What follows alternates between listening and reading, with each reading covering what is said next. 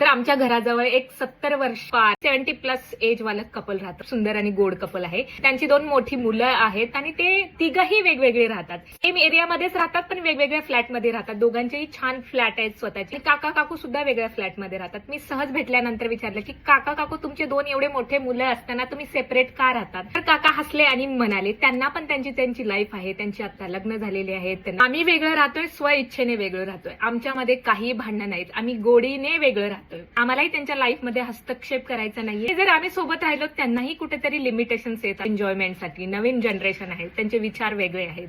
हे घालू नको, तसं वागू नको, भाजी हीच का केली, तिखट हेच का टाकलं, मीठ का कमी टाकलं, असं काही हस्तक्षेप करायचा नाहीये. आम्ही वेगळं राहतोय आणि मनाने एकत्र आहोत. काकू म्हणाल्या रोज संध्याकाळी मला मुलं, नातवंड, सुना भेटायला येतात. शनिवारी रविवारी आमचं घर गजबजलेलं राहतं. दोन्ही सुनांकडून जेवण येतं, मी पण जेवण बनवते. आम्ही एकत्र बसून जेवण करतो, एकमेकांवरती प्रेम करतो, एकमेकांच्या विचारांचा आदर करतो आणि एकमेकांच्या स्पेसचाही आदर करतो. त्यांचं हे उत्तर ऐकून मला एक गोष्ट मनापासून जाणवली. एकत्र राहणं म्हणजे नात्यामध्ये प्रेम असणं हे असंही नाही आणि वेगळं राहिलं म्हणजे नातं तुटलं, प्रेम तुटलं असंही नाही. कधी कधी थोडं अंतर नात्यांना जपून ठेवतं. जवळ राहून रोज भांडण्यापेक्षा थोडं वेगळं राहून आनंदाने भेटणं जास्त सुंदर असतं. कारण शेवटी एकाच घरात राहणं महत्वाचं नसतं, एकमेकांच्या मनात राहणं महत्वाचं असतं.